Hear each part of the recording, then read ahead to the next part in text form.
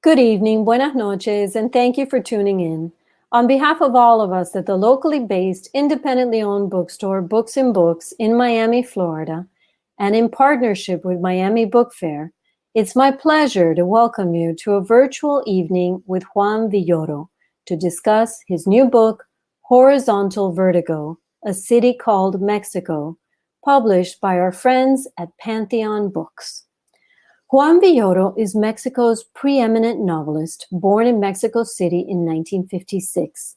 He has received the Herralde Prize for his novel El Testigo, The Witness, the King of Spain Prize for Journalism, and the Antonin Artaud Prize for his short story collection, Los Culpables, The Guilty Ones. His play, Filosofía de Vida, Life's Philosophy, has been performed in Buenos Aires. His novel for juvenile readers, El Libro Salvaje, The Wild Book, sold more than 2 million copies in Spanish, and he is a columnist for the newspapers Reforma and El Periódico de Catalunya.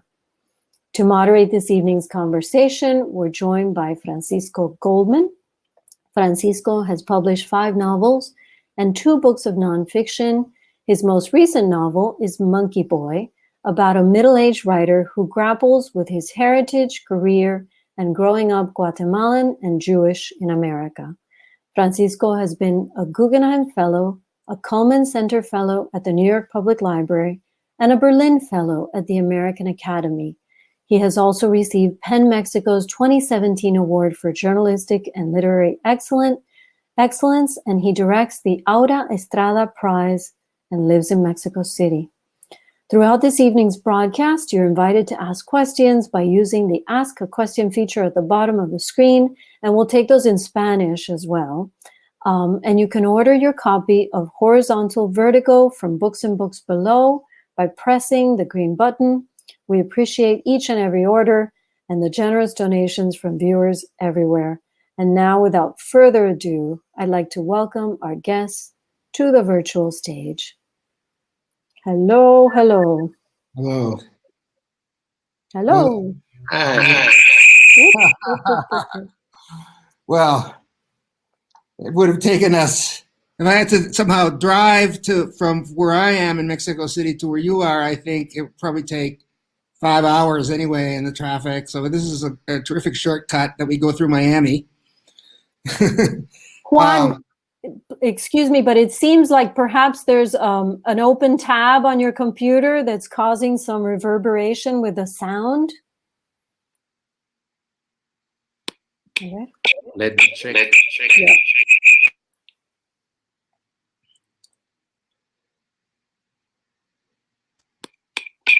Nope, still happening. Is that my computer? That's you, but do you have any other open tab? Anything on your computer? No, not at all. Qué raro. Oh, do you want? I can use another line.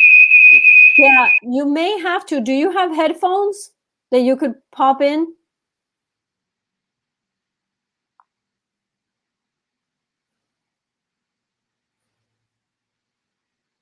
Better now? Much better. Okay, perfect. Francisco, can you hear him? Yes, perfect. Okay, perfecto. So you were talking about the strange shortcut of going from your house to my house through Miami. A shortcut by Mexican City standards. We live on opposite sides of the city almost. Yes. Opposite worlds of the city. It's it's el sur y el, pues más o menos el centro, básicamente, right? South and center. Well, I'll just say a few words before we start. I can't wait to hear you, and I just want to say to the people listening out there that this book, in English, Horizontal Vertigo, is extraordinary. It's I didn't think a book like this could exist that could just so capaciously capture Mexico City in all its complexity, all its gorgeousness and horror, and vitality, and do it inside the pages of a book without it feeling forced, without it feeling things are being being left out, without feeling that the book is becoming too strenuously encyclopedic or something like that. It really, you begin at the beginning, and I found myself just so astonished by what a just compulsive read it is, as if though it were a novel, even though it doesn't have anything like a plot other than this our narrator's rich,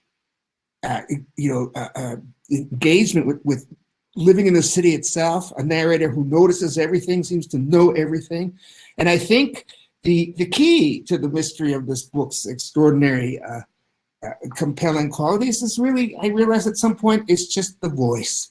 In some ways, it's Juan Villoro's voice. It's just one of the great voices in modern literature, and he could be talking about anything you'd want to hear him. He goes from description to analysis to stories to memories, to incredibly erudite anecdotes, and just incredibly rich lived-in anecdotes from his own life and from the street. And these things just blend together inside every one of these chapters. Not one of these chapters seems to follow just a straight, obvious journalistic line. Every chapter is an expression of the fullness and the vibrant personality and the intelligence that Juan Villoro carries within himself. It's just a beautiful read. And it just manages to do what it seemed to be impossible to me, to really contain this impossible city within a single book. It's really, I think, a masterpiece. I just love it. So let's just begin, right? There's so many things I want to ask you, but maybe for the sake of the audience a little bit, maybe you just want to tell us a little bit about how this book came to be. Was it a lifelong ambition to write a book like this? That I know you've written. Well, you tell us, how did this book come into existence? Well, to begin with, I want to thank you for your extremely generous remarks, dear Francisco. You wrote a wonderful book on Mexico City, Circuito Interior, Internal Circuit, and I'm very fond of your literature. So, and you know this place, you have suffered this city, you love this city. So, I mean, you're the best reader of this book. Thank you so much. Well, as you were more or less imagining, it wasn't a book from the start. Some 20 odd years ago, I wrote a piece on the Mexican subway. That was my first piece. And I didn't know that I was going to write a book. But through the years, I kept on writing in different, I would say, in different modes about the city, some personal stories, memories, chronicles, and so on. Each city has different levels for an inhabitant. There is a very personal city, that touches you in a very close way. And there is another city, a city that remains foreign to you, that is a little bit strange, and you have to survey this city. You have to discover it. So through the years, I kept on writing about the city I know very well, and this city I want to discover. And the result was many years after this book. Of course, there was a time some 8 years ago, 6 years ago, in which I thought, this can be a book. So I started to write some things to complement, to have a sense of unity in this project. Because one of the difficult things on writing about Mexico City is that suddenly the writing resembles very much the structure of the city itself, which is a chaotic structure. So there was a time in which I thought, I don't need an editor, I don't need a publisher, I need a urbanist to put together all the pieces of this strange city made out of paper. So that was a tough task to put everything together, and the result many years later was Horizontal Vertigo. What do you mean by that title? What do you want to evoke with that title? Well, the title, I think it's very important to me. It was taken by a French writer, Drew de la Rochelle. He went to Argentina, And he was taken almost immediately after his arrival to the Pampa. As you know, Francisco, the Pampa is a huge, a gigantic extension. And the Argentinians asked this French writer, "What do you think about the Pampa?" And he said, "This is a horizontal vertigo." And they were surprised. One of them was, by the way, Jorge Luis Borges. And he was trying to achieve the perfect description of the Pampa. And he said, "Well, it's amazing. Suddenly, a Frenchman comes here and has this intuition to describe the Pampa."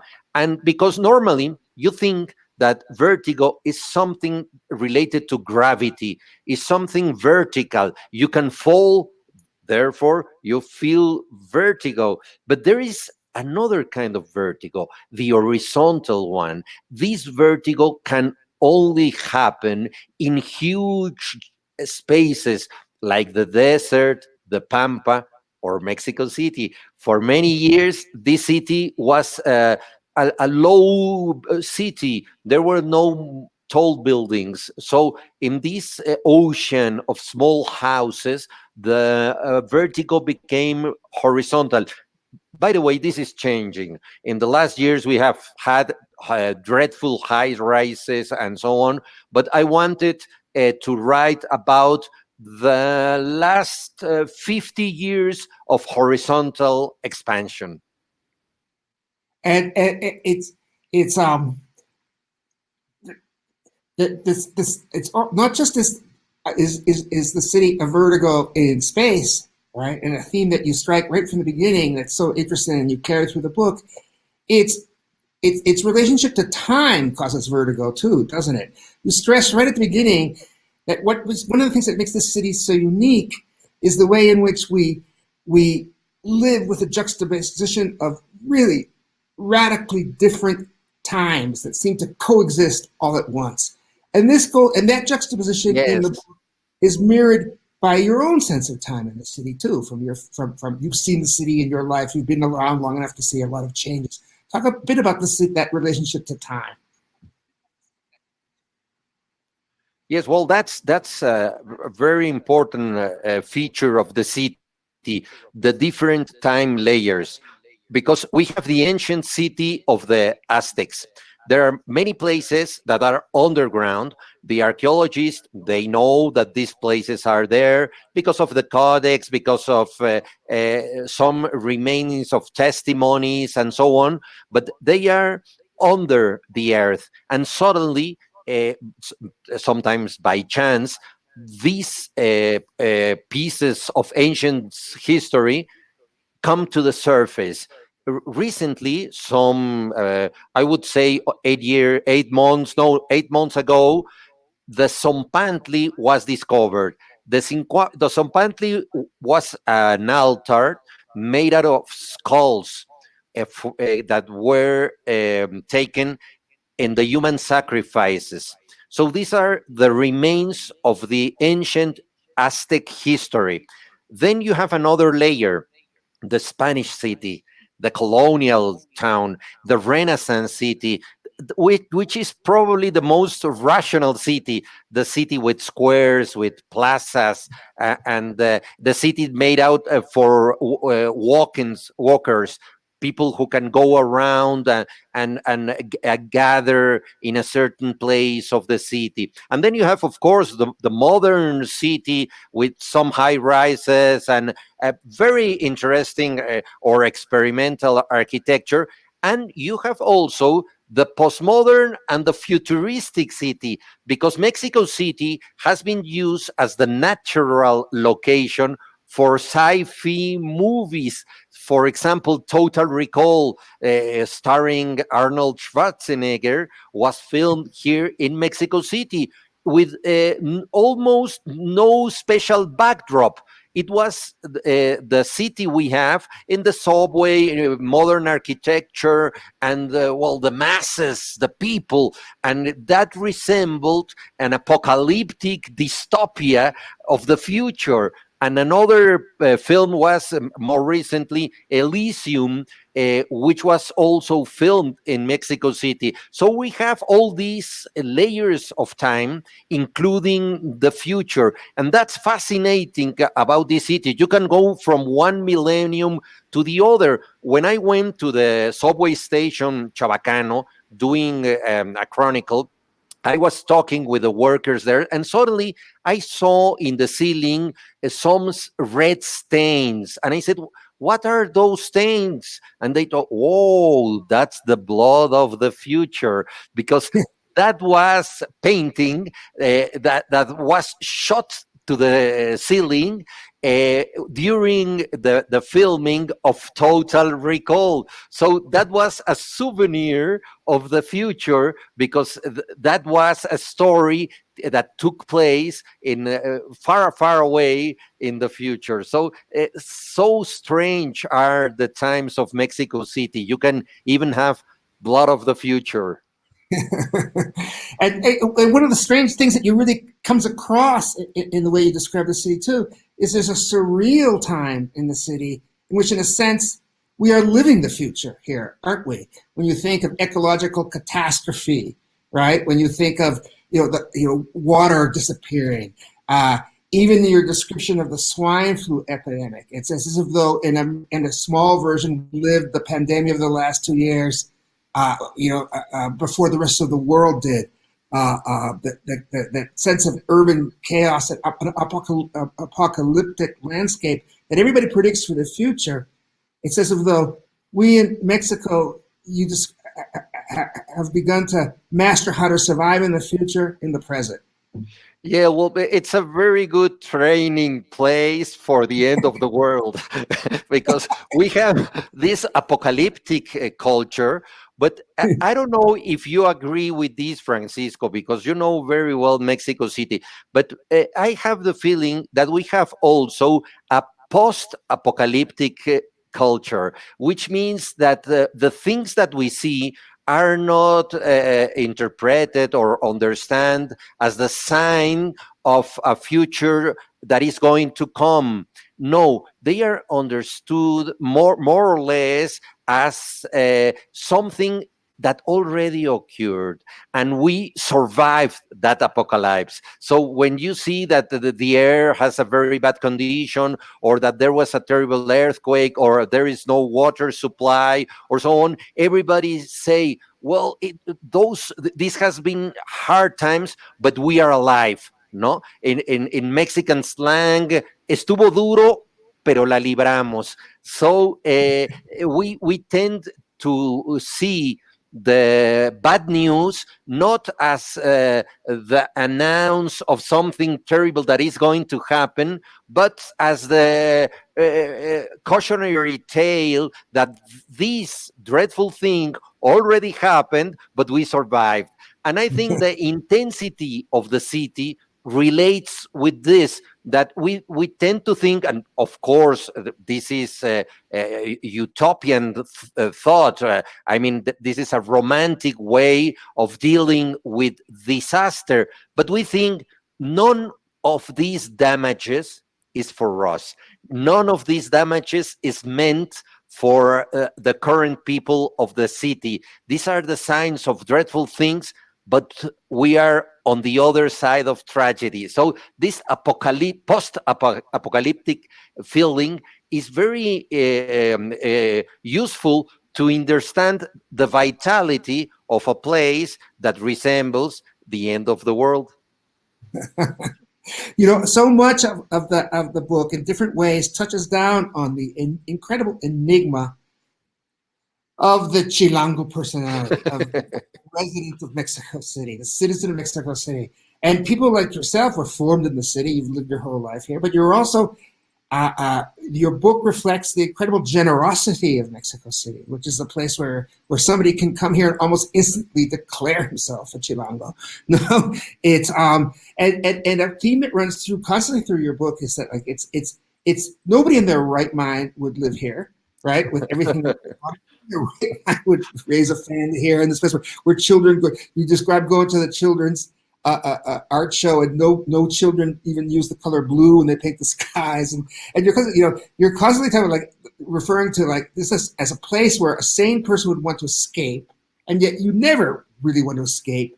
You know, you don't want to be anywhere else because of your love for the city and its uniqueness. What makes the Chilango unique? What makes the Chilango unique not just in Mexico, but in comparison to the rest of Mexico and even in the world?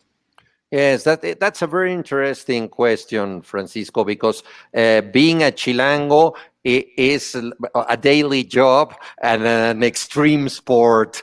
You have to survive in Mexico City and you have to love the city. And sometimes I feel that the Chilango is somebody in love with the bearded woman in circus. Whenever you speak about the bearded woman in circus, you're always speaking about this defect. No, she's not the perfect woman like Mexico City. There's a lot of talk about how dangerous is Mexico City, how gigantic, how overpopulated, how polluted is our air, and so on. But nonetheless, we love this place. Maybe we have a kind of a special taste, but I think that this bearded woman has a real sexy personality. So she's enchanting in other ways. And one of the most enchanting aspects of this woman is that she gives you the welcome anywhere, at any time, in any place. You can be a Chilango just for the sheer will of being here. I had a very interesting experience, Francisco, being a member of the group that wrote the draft of the city constitution. No, there was this group of 28 people, and then that went to the Congress and became a law. No, but the draft asked a first question that was instrumental: who is a Chilango? Who can be defined in that way? So the first article that we wrote is more or less says this: everybody, for the single fact of being here, is an inhabitant of this city. He has all the rights that this city conveys. You can be here for 5 minutes and you belong to the place. So that's very important. The people have felt that they can live here in their own way.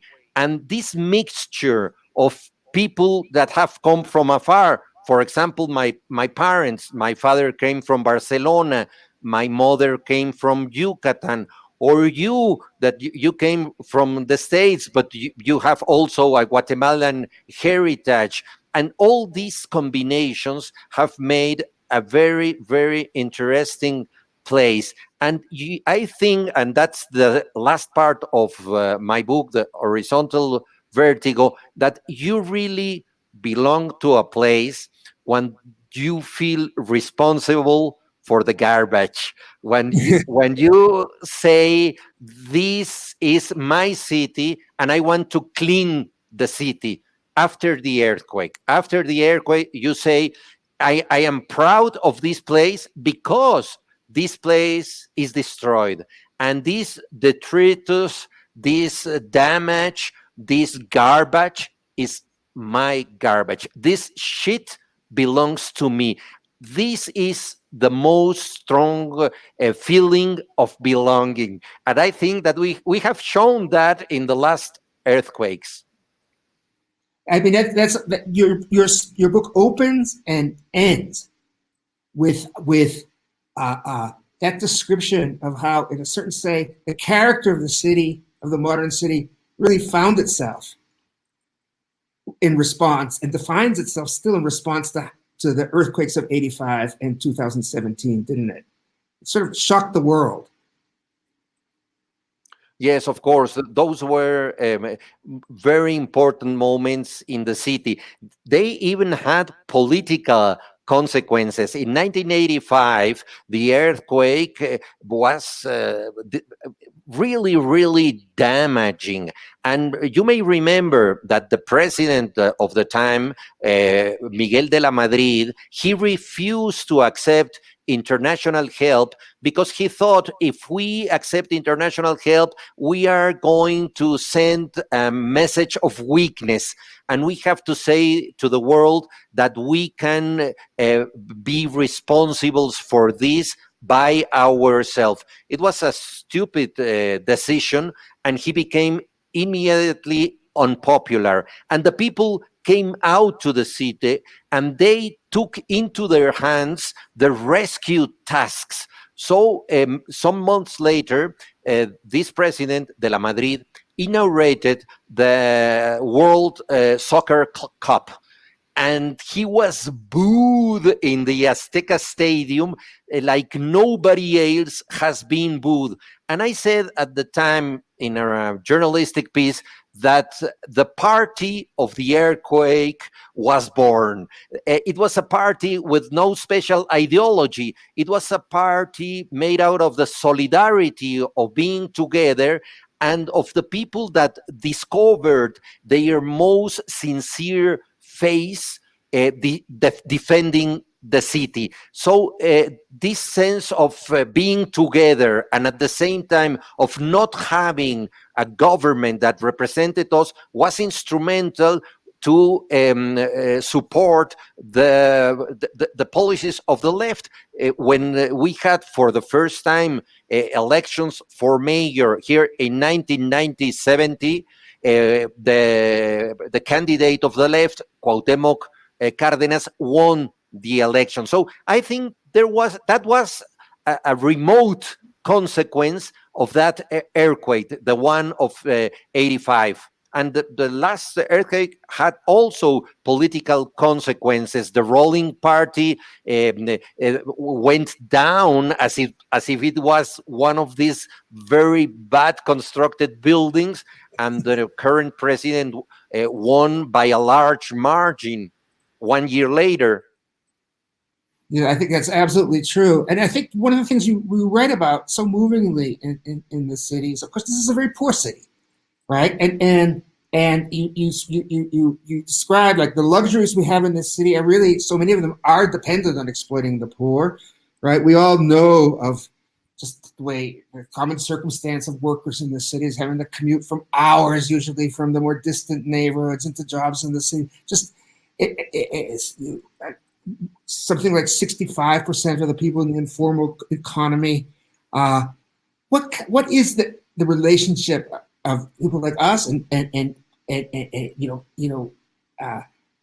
how does that energy of the hustling poor define also the very veins of this city, right?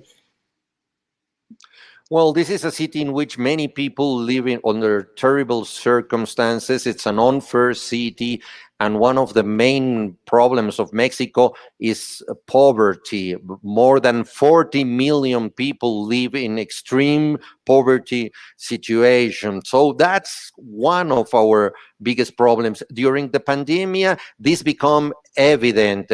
There are people who can't stay at home because they have to look for their life in the streets on a daily basis. So being at home is a privilege that all the people can have. So in this situation, we have to understand that this city is made out of people in very different economic circumstances.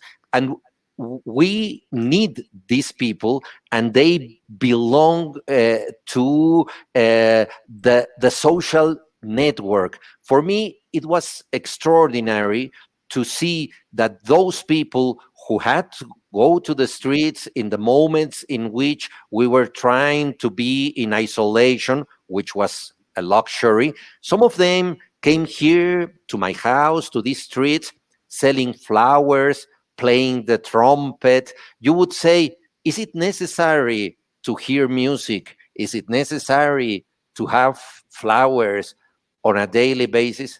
Yes, it is necessary. And these people are giving us this extra. I remember a very interesting saying by Confucius, and he said in China hundreds of years ago, I need rice to live, and I need flowers to know that living has a meaning. The meaning of our life depends on the very poor people that are bringing flowers to us. I mean, this is amazing. And they are bringing the flowers from far away, as you were saying, and this network is made out of many layers. I go back to the earthquake once again. There are people in let's say wealthy circumstances that don't know the actual map of the city, and suddenly during the rescue activities they got to know the city for the first time. They came from Santa Fe and other posh neighborhoods to help the people in the city and to know what kind of place is this.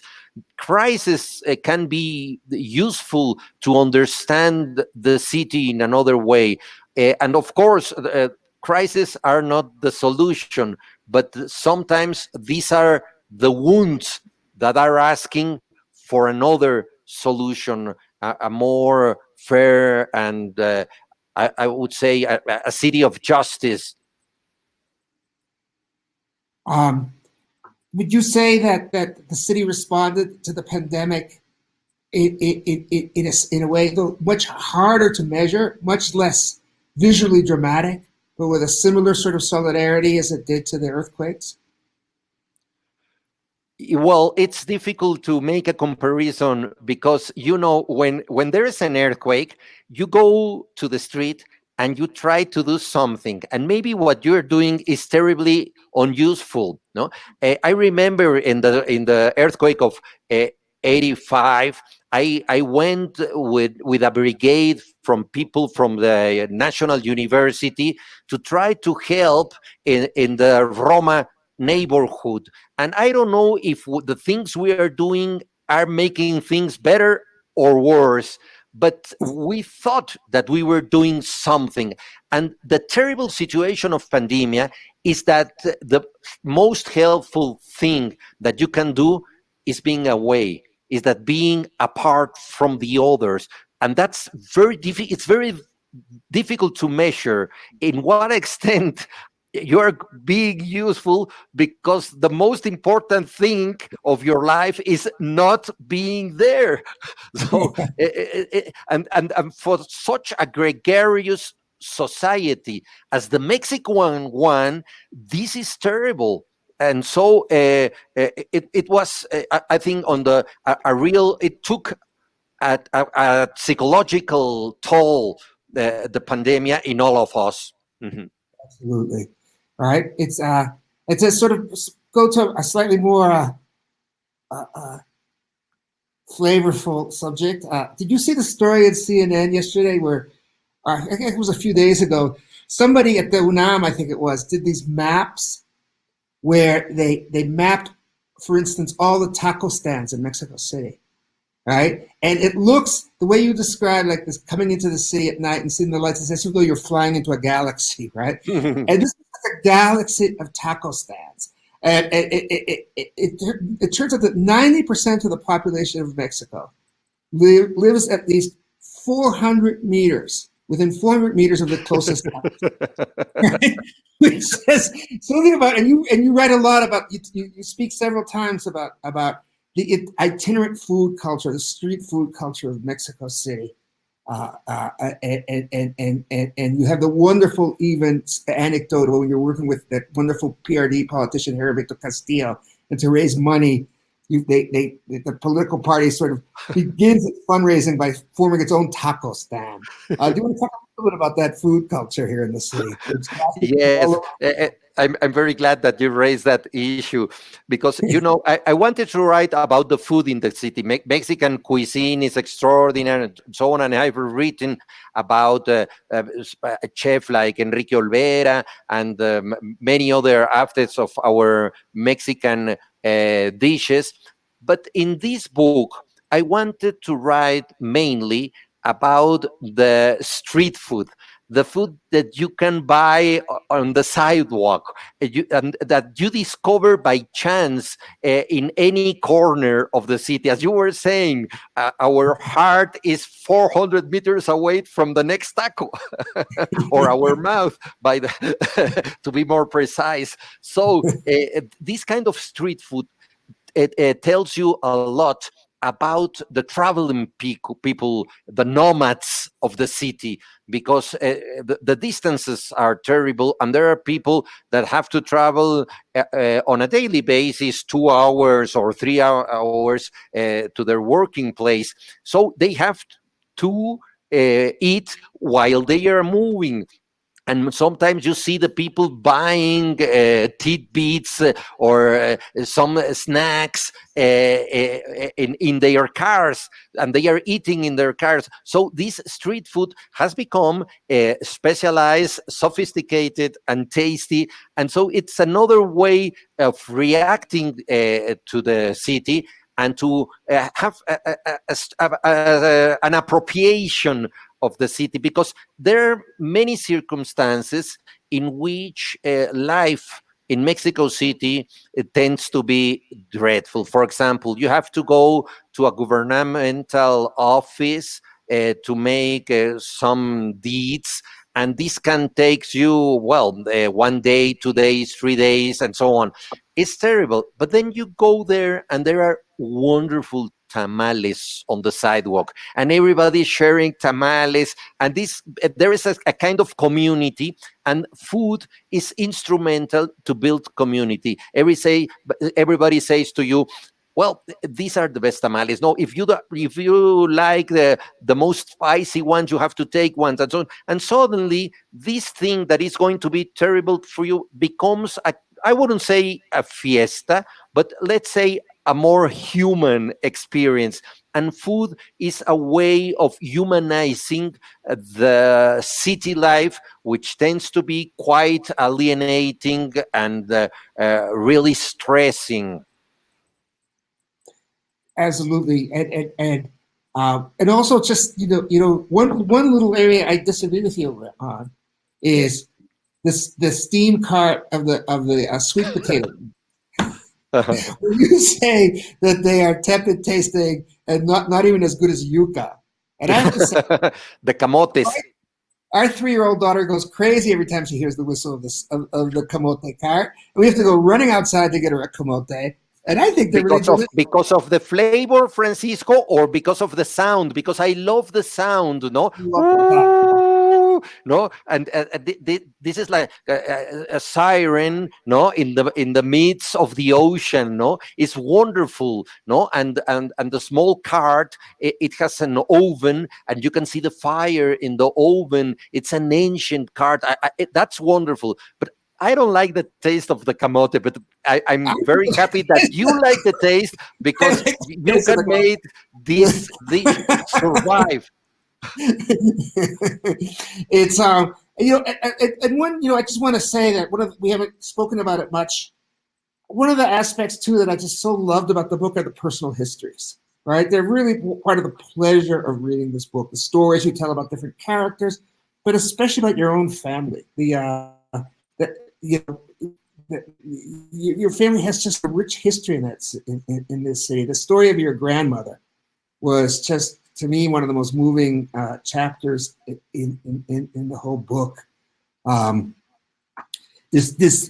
Was that something you expected to be writing about in this book? Did that come later in your conception of the book? These personal Yes, that come later, because I wanted to write about the city. I don't wanted to write about myself.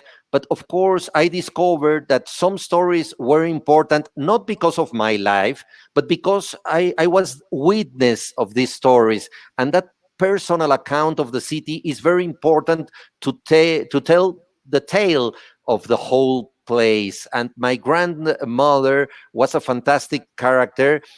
She used to be a woman with many friends, kind of socialized, and he was gregarious, and so on.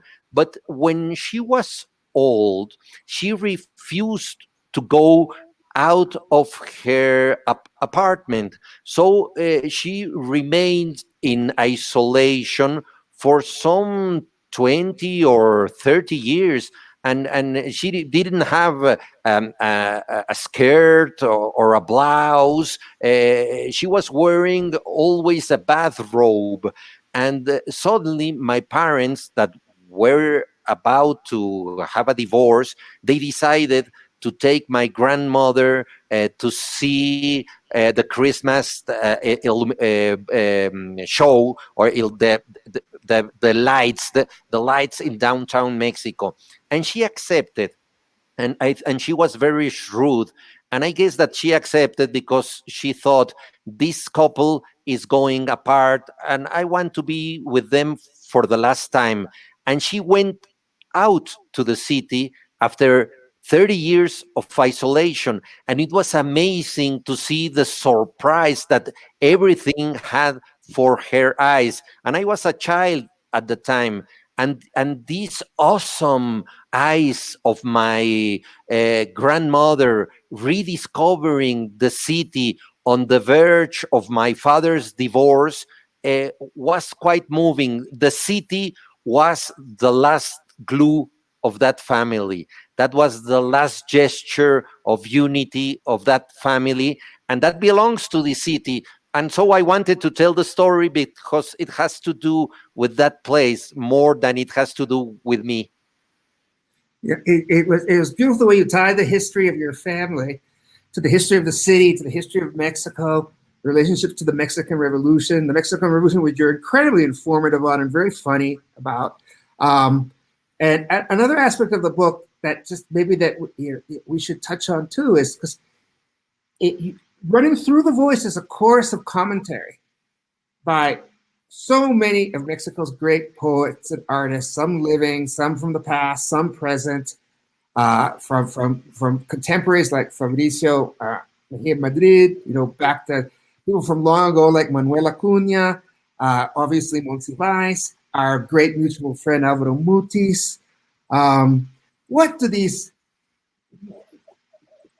the Mexican you'll talk about what Faulkner and Flannery O'Connor and so on mean to the South of the United States, and the transcendentalists and Melville and Hawthorne, and how they personify New England in certain ways.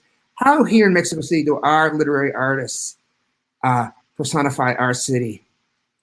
Well, the city has been told in very different ways, and I wanted that horizontal vertigo, to a certain extent, was a city that of voices, not only of my voice, but of the other writers that have written about this place. In 1958, 2 years after my birth, Carlos Fuentes wrote his famous novel La Región Más Transparente, that was translated into English as Where the Air is Clear.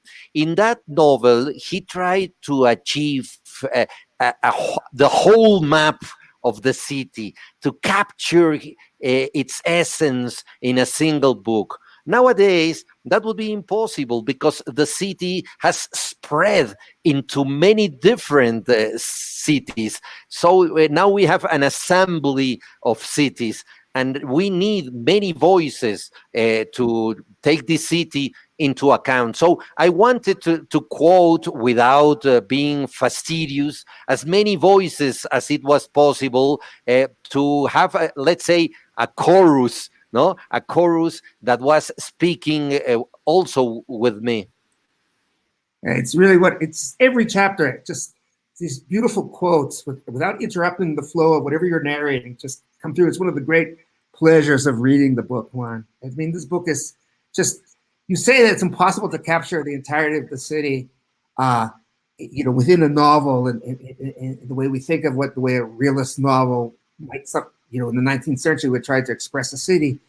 But I think through the richness of your own personal voice, which is so planted in the city, we come in this book as close as we can come. I was just astonished at how capacious your book is. There's so many other aspects of the book we could talk about, But I think we're getting close to the time when we're supposed to have questions, aren't we?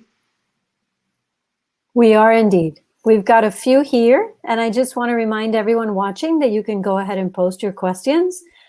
So here's one. Is there a Mexican character, a way of being, a certain philosophy? As a certain kind of Mexican character. I don't know if our friend is referring to a kind of icon of the city. There are many ways of being an inhabitant of Mexico City. We call all the people who live here chilangos, but there are different sorts of chilangos. And of course, there are also some common experiences among all these people that have lived here. One of the main characteristics of the Chilango is that he's used of being in a multitude. So we belong to a crowd. This is quite a normal experience for us. Then we think that the most important gathering is not made by a special celebration or by the show, so somebody is going to present. No, the most important fact of being together is the crowd itself. Being together is the sense of any kind of fiesta or of any kind of ceremony. So this aspect is very important to live here because, as Carlos Monsiváis, one of the main authors that wrote about this city, said, Mexico City is among all things too many people. And you capture a wonderful paradox of that character when you describe the Mexico, the Chilango of solidarity and heroism in the face of disaster. You also describe the Chilango as naturally suspicious of each other. Like everybody's on the lookout against being conned. Of course, that's another characteristic because when you live among that many people, you tend to suspect about almost anybody.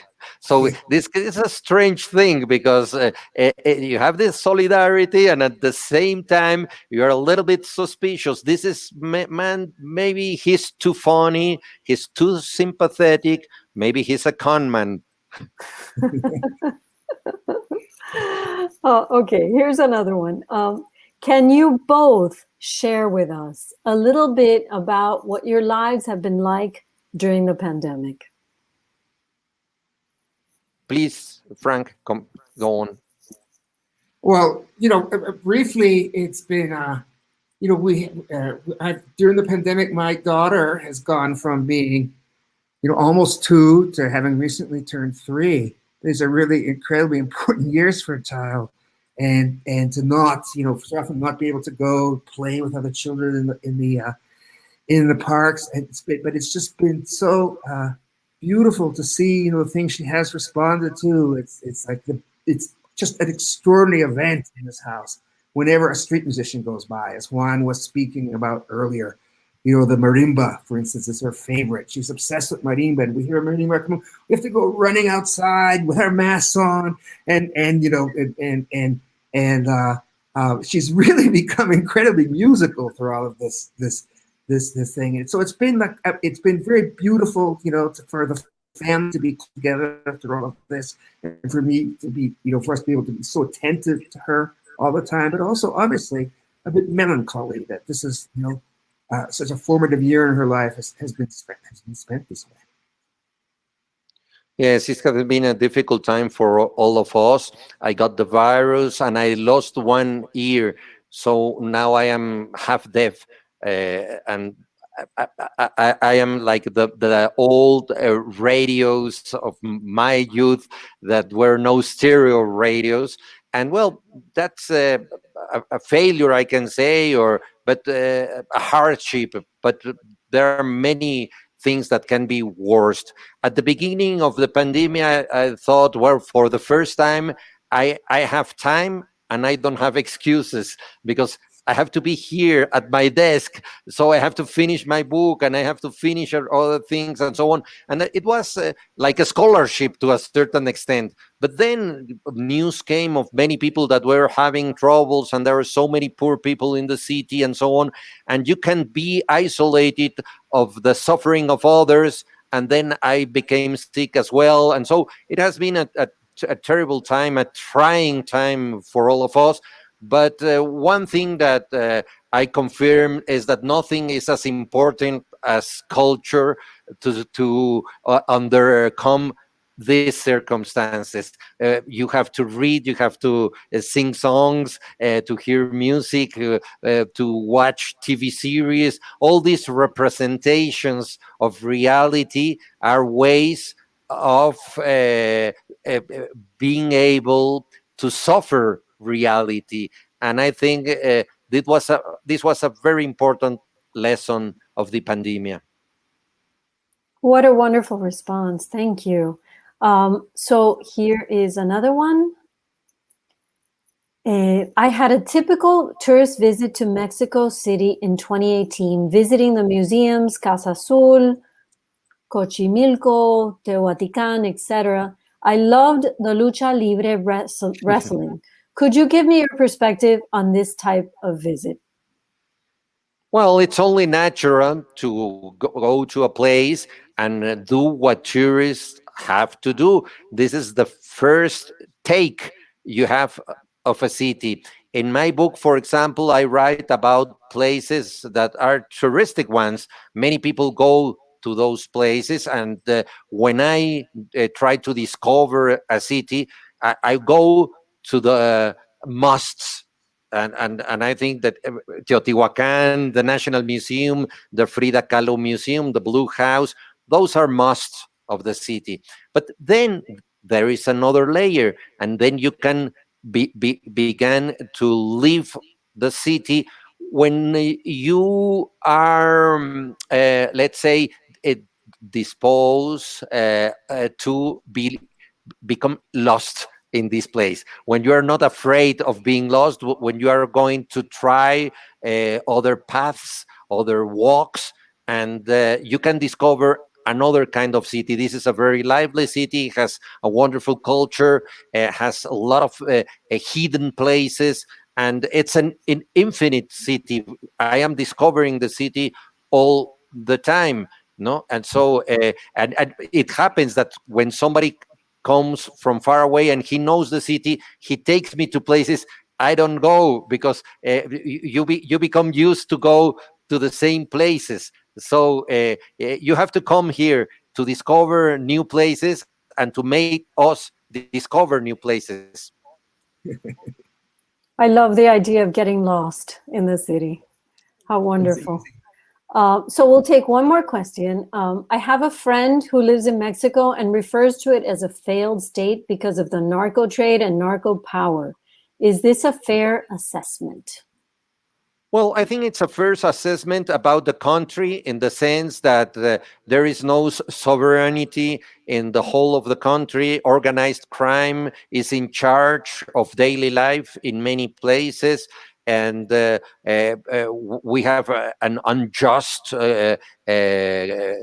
culture, and this is not a fair country. And we have a lack of real democracy, and the original people of this country, who have many things to say and who have many things to teach, they are being expelled of their territories. And we have here international companies doing mining and open sealing and doing fracking and poisoning the earth.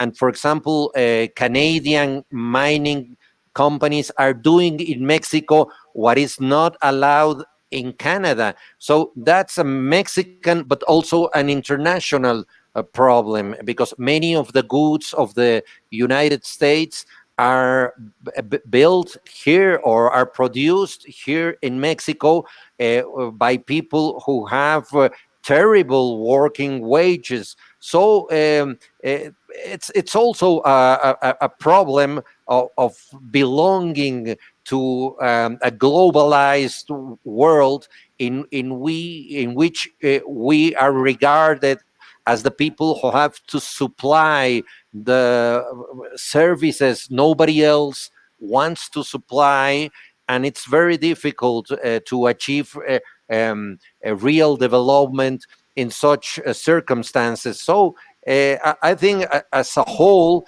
Mexico can be described as a failed state, but there are energies of change, and there are people, and I think mainly of the people that that belong to the original owners of this country, the people in Chiapas, the Zapatistas, that are teaching us quite interesting lessons, and that they have a strong sense of community, and that they have waited more than 5 centuries to recover their place in our history. So I am confident that in the future we will achieve a more fair and just country. What a wonderful conversation. Thank you so much to you both. The thing that comes across a lot to me about you, Juan, is your sense of humor. What a great, fluid way of dealing with things. You seem to have that. It was just remarkable to hear some of this. And Francisco, thank you so much for your moderating. Wonderful, wonderful questions. I think you brought out the best of this. And I think, and I know you obviously really love the book. So I just want to remind everyone watching that you can easily order it. If you'd like it shipped to you, you just press the green button. We'll ship it right off to you. If you're in Miami, Florida, and you want to come by one of our stores, we carry it in all of them. So come and check that out as well. And just to thank you both for joining us in our little librería virtual tonight.